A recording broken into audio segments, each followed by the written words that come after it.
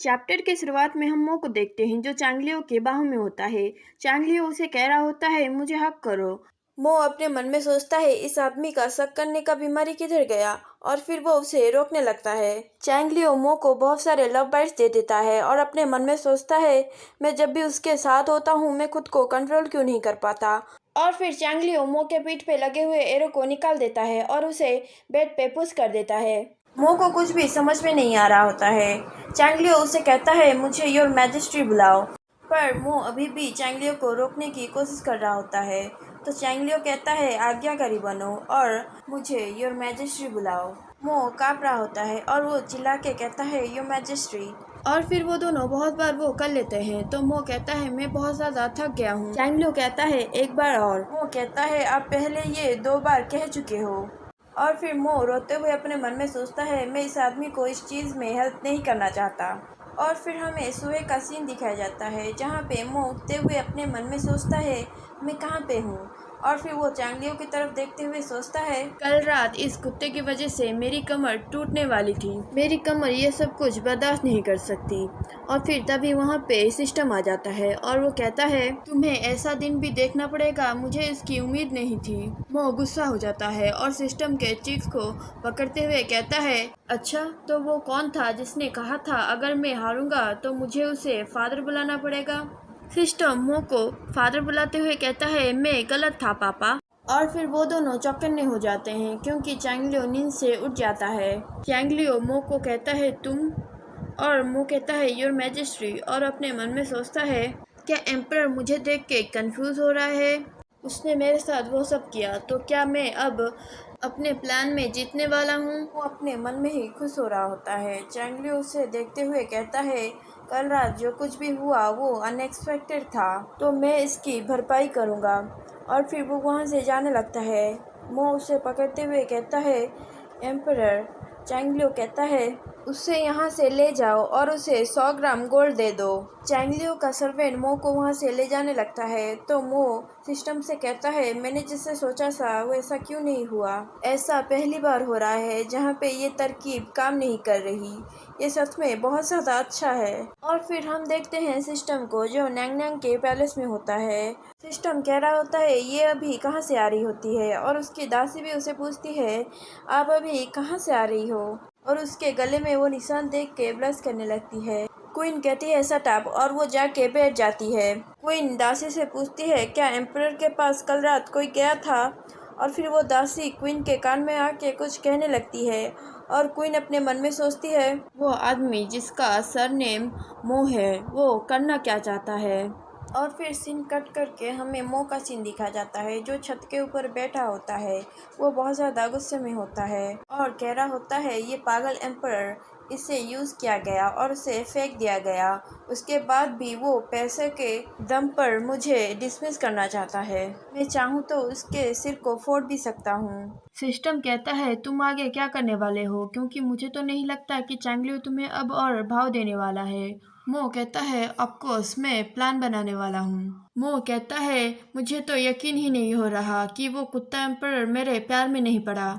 और फिर मिस्टर हा मो को बुलाने लगते हैं। वो कहते हैं, तुम्हारे लिए एक चिट्ठी है, जल्दी से आके ले लो। मो जल्दी से भाग के आता है। मिस्टर हा कहते हैं, एक दासी ये इस चिट्ठी को लेके आ रही थी, इसे एम्परर ने तुम्हें दिया है और मैं इसी तरफ आ रहा था तो इसीलिए मैं इस चिट्ठी को ले आया। और फिर हम उस चिट्ठी को देखते हैं जिसमें लिखा होता है कि कल रात मैं गलत था, मैं तुमसे बगीचे में मिलना चाहता हूँ। सिस्टम उस चिट्ठी को देखते हुए कहता है, मुझे लगता है सम्राट बदल चुका है, तो क्या तुम वहाँ पे जाने वाले हो। वो कहता है, अगर सम्राट को मुझे कुछ कहना होता तो वो मुझे सीधा बुला सकता था, तो फिर उसने इस तरह से चिट्ठी क्यों लिखी। और फिर मो कहता है, मुझे पता है इस चिट्ठी को सम्राट ने नहीं लिखा। और फिर वो कहता है, इस चिट्ठी को शायद ड्यांग वैंग ने लिखा है। और फिर सिस्टम कहता है, तो क्या तुम अब क्या करने वाले हो।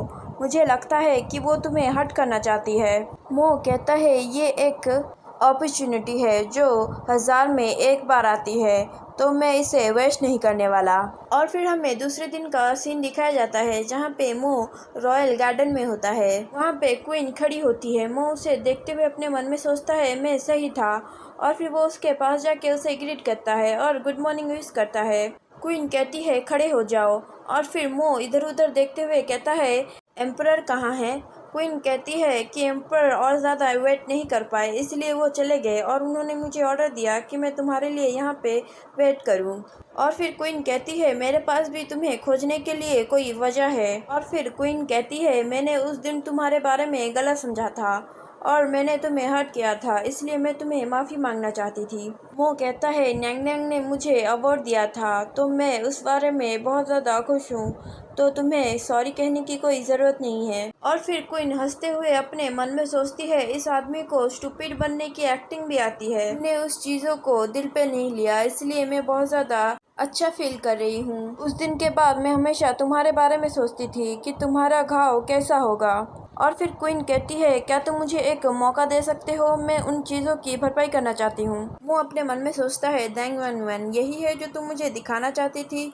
और फिर वो वहाँ से जाने लगता है और कहता है मेरे लीडर ने मुझे कुछ काम दिया था तो मैं उसे पूरा करने जा रहा हूँ। और तभी तैंग वैन वैन उसके हाथ को पकड़ लेती है और चिल्लाते हुए कहती है कोई मेरी मदद करो, ये मुझे धक्का देने की कोशिश कर रहा है। वो स्माइल करता है और अपने मन में सोचता है क्वीन तो तुम मुझसे फाइट करना चाहती हो।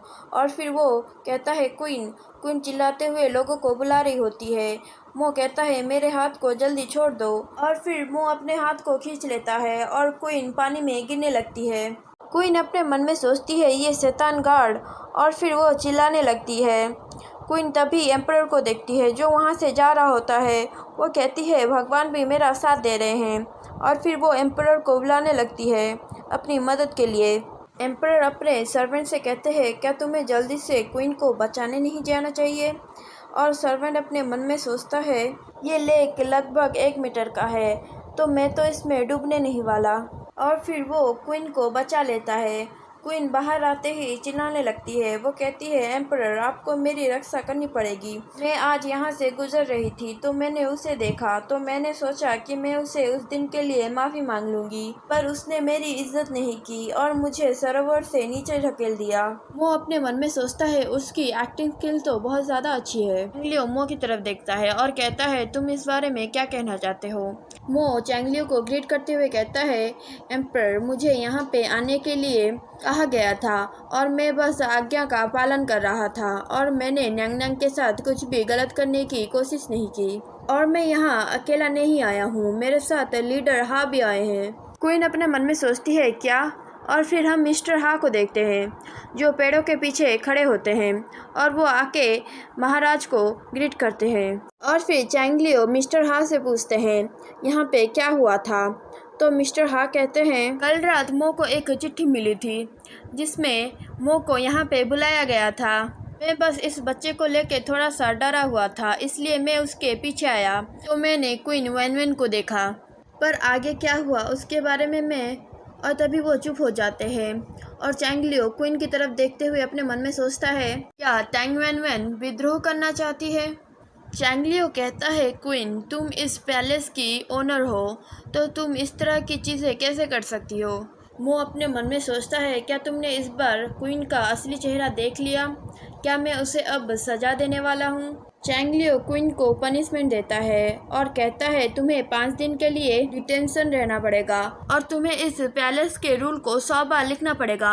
अगर तुम ये नहीं कर सकती तो तुम यहाँ से जा सकती हो।